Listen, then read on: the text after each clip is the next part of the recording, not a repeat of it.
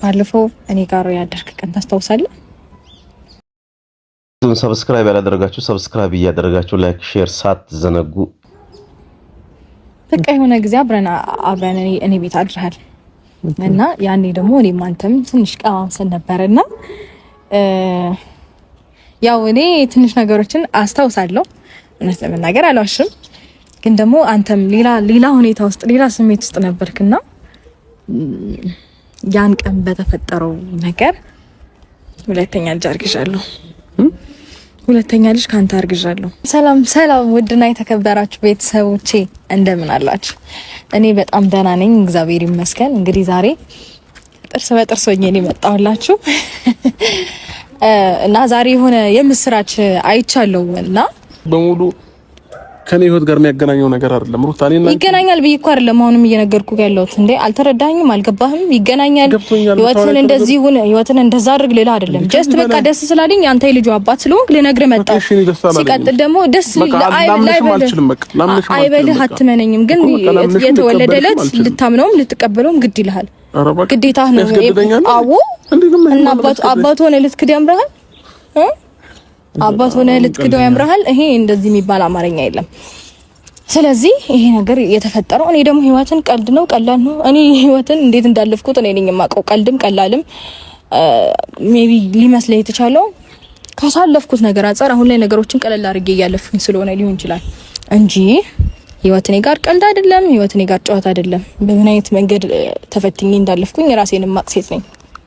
ስለዚህ እኔ ጋር ህይወቴ ተፈተነሻል። ሁለተኛ ፈተና ውስጥ እየገባሽ መሆኑ ነው ወይስ ምንድነው? እኔ እንጃ። ልጅ መሰጠት ለፈተና ነው ብዬ አላስብም። በረከት ነው ይሄ። በእውነት ፈተና ሊሆን አይችልም።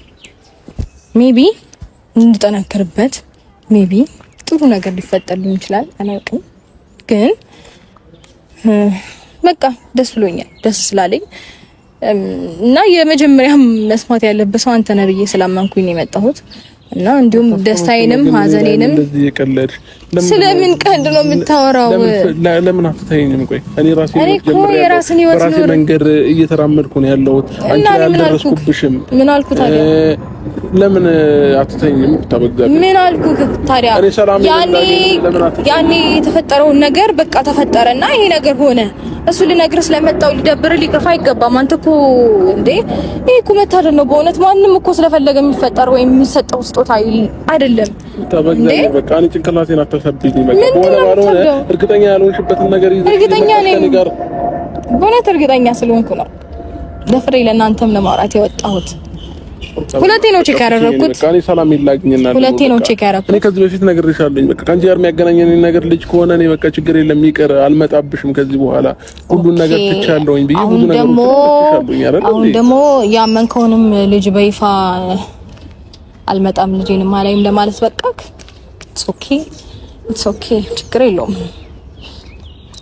እኔ ስቲል ነው ልጄ ተረግዞ እስከሚወለድ እኔን ያለሁት ቀጣይ መኖር እችላለሁ። ችግር የለውም። ገብቷል? አልገባኝም ማለት ልጁን አላይም አልመጣም ምናምን ብለሃላው።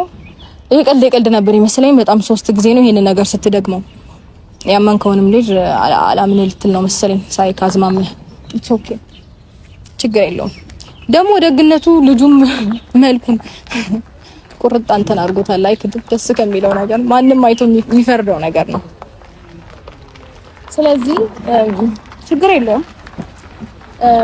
አይታወቅም። ምናልባት ይሄኛውም አንተን ሊመስል ይችላል ወይም ልትመስል ትችላለች። ከዛ በኋላ ታምናለህ። ጨረሽ? አዎ ጨርሻለሁ። አመሰግናለሁ። እግዚአብሔር ያሳድግልሽ። ልጆችሽን ፈጣሪ ይጠብቅ። ይጠብቅልኛል። እኔም